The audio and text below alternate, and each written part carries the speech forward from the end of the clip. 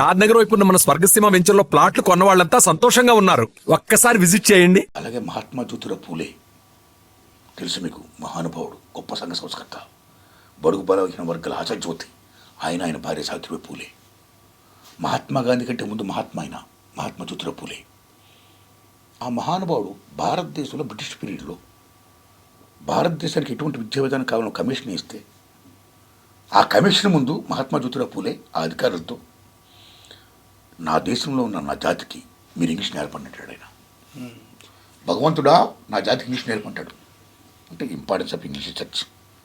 అలాగే పెరియార్ రామస్వామి నాయక్ గారు ద్రవిడ పార్టీకి మెయిన్ బేస్ ఏర్పాటు చేసిన మహానుభావుడు, గొప్ప సంఘ సంస్కర్త అయిన, గొప్ప ఫైటరు, స్వతంత్ర సంగ్రామం పోరాట యోధుడైన ఆయన అంటాడు, నా మాతృభాష తమిళంతో పాటు ఇంగ్లీష్ నేర్పండి, హిందీని మా పైన ఉద్దకండి అంటాడు ఆయన. అంటే importance of English church. So ఆ విషయాన్ని నేను ఈ సినిమా ద్వారా మన మాతృభాష మన తెలుగుతో పాటు ఇంగ్లీష్ను కూడా ప్రాథమిక దశ నుంచి మీరు విద్య నేర్పండి అని బలంగా చెప్పాను సార్. అలాగే ఇవాళ తెలంగాణ గవర్నమెంట్లో కూడా డిగ్రీలో ఇవాళ ఇంగ్లీష్ యొక్క ప్రాధాన్యత బాగా తెలుసుకొని వారు కూడా బాగా దాన్ని నేర్పుతున్నారండి. సో ఇక్కడే కాదు, ఈ రాష్ట్రాలు కాదు, ఆల్ ఓవర్ ఇండియా ఈవేళ ఇంగ్లీష్ ప్రాధాన్యతని అనేక రాష్ట్రాల్లో తెలుసుకొని బోధిస్తున్నారు. అయితే సో హిందీ నేర్చుకోవాలి. South and north, west and east అన్నీ కలుసుకుంటే అన్ని భాషలు మనం తెలుసుకోవడం మంచిది. మెజారిటీ లాంగ్వేజ్ హిందీ కాబట్టి నేర్చుకోవడం మంచిదే. వాళ్ళు కూడా మన భాషలు నేర్చుకోవడం మంచిదే. కానీ సడన్గా వచ్చి వాళ్ళు హిందీ తెలుగులో మాడతారా?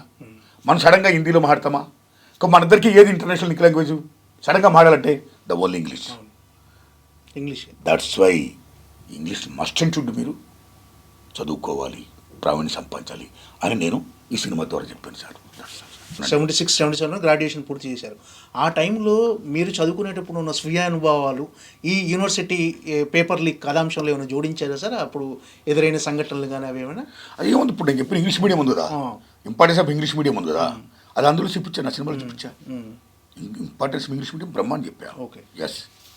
మీ సినిమా కథాంశం ఎంత స్ట్రాంగ్గా ఉంటుందో, ఎంత శక్తివంతంగా ఉంటుందో మీ సినిమా పాటలు కూడా అంతే ఉంటాయి సార్. Yes sir.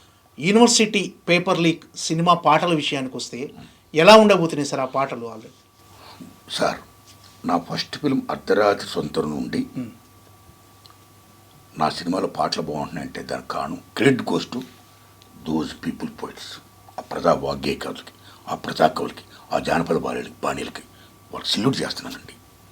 నేను మ్యూజిక్ దగ్గర జాగ్రత్త పడతా. ఎక్కడ గొప్ప గొప్ప పాటలు ఉంటాయో వాళ్ళందరినీ కలుసుకుంటా, రాసిన వాళ్ళని ఏరుకొని కూర్చుకొని నా సినిమా దగ్గర రాయించుకొని ఇలా పెట్టుకుంటూ వస్తున్నానండి.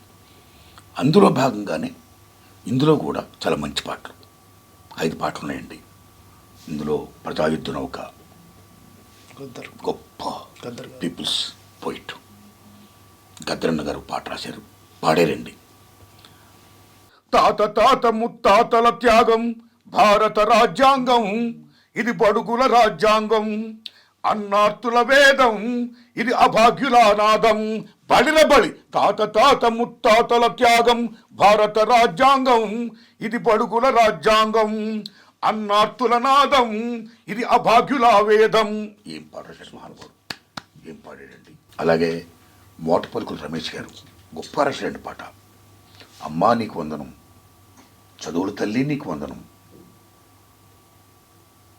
ఆదిగురు అమ్మకి, అడుగుజాడ నాన్నకి, సకలము బోధించే గురు బ్రహ్మకి వందనం, పాదాబంధనం అని.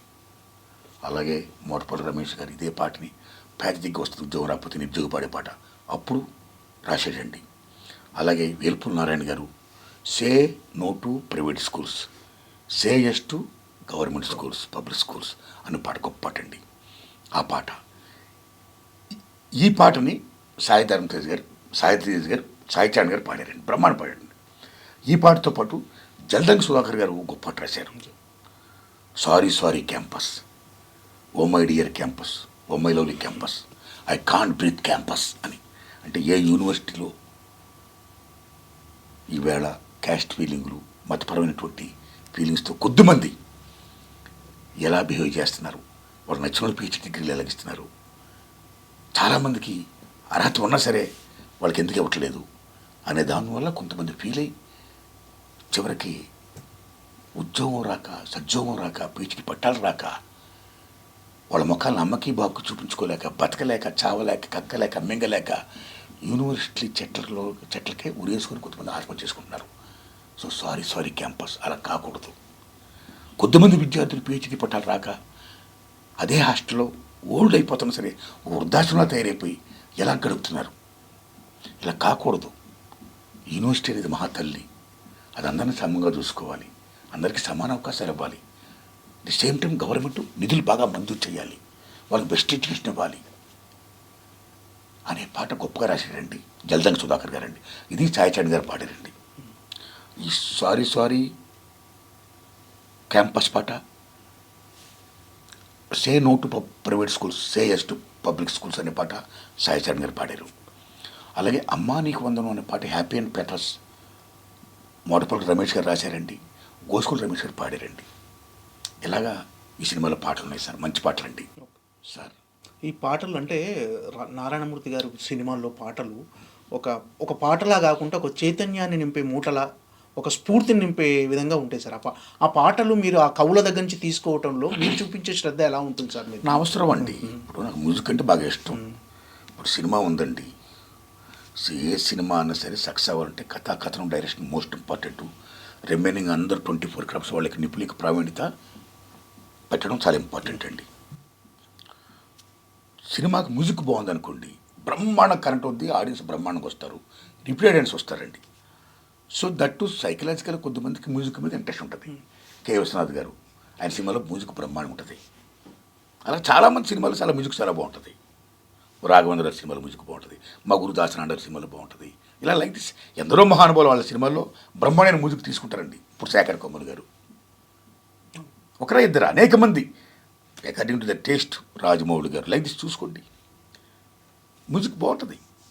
అలాగే నేను కూడా మ్యూజిక్ పరంగా నేను జాగ్రత్త పడతాను. దట్టు నేను తీసే అన్ని ఉద్యమ నేపథ్యంతో కూడుకున్న సినిమాలు కాబట్టి క్రెడిట్ గోస్ట్ ఉద్యమకారులు, ఫస్ట్ క్రెడిట్ గోస్ట్ ఉద్యమకారులు. వాళ్ళ జీవితాన్ని త్యాగం చేసి ఉద్యమాలు చేసి ప్రజల కోసం పనిచేస్తూ ఎవరైతే పోవడం చేస్తున్నారో వాళ్ళకి క్రెడిట్ ఇవ్వాలి ముందు. సో వాళ్ళు చేస్తున్న ఉద్యమాలే నేపథ్యాలు నారాయణ సినిమా తీస్తున్నాడు. అలాగే ఈ ప్రజాకవులు ఎవరైతే ఉన్నారో వాళ్ళు కూడా ఉద్యమాలు చేస్తూ వాళ్ళు కూడా పాటలు రాసి పాడారు. కాబట్టి నా సినిమాలకి ఆ పాటలు లింక్ పోతాయి కాబట్టి వాళ్ళని విజ్ఞప్తి చేసుకోవడం, నేను తీసుకోవడం, రాయించుకొని పాడించుకోవడం జరుగుతుందండి. కాబట్టి అక్కడ ఆ పాటలకు గొప్పతనం, ఆ జానపద బాణీల గొప్పతనం, ఆ పాడిన సింగర్స్ గొప్పతనం, ఓ గద్దరన్న, ఓ వంగపూడి ప్రసాదరావు గారా, ఎందరో మహానుభావులు కదా. ఉదాహరణకి సినిమా ఫీల్డ్కి వస్తే మా లాంటి సినిమాలకి maximum top singer and music director ఉందమ్మ శ్రీనివాస్. ఏం పాడతాడు, ఏం మ్యూజిక్ చేస్తాడు, ఏం పాడతాడు ఉందమ్మ శ్రీనివాస్. Salute him. అలాగే ఎస్పి బాలసుబ్రహ్మణ్యం గారు పాడారు, నాకు మహానుభావుడైన గాత్రం ఇచ్చాడు నా సినిమాలకి నాటకు.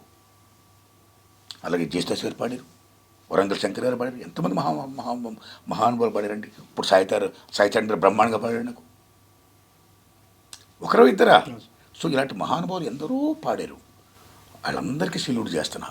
సుశీలమ్మ గారు పాడారు, జానకమ్మ గారు పాడారు, చిత్ర గారు పాడారు నా సినిమాల్లో.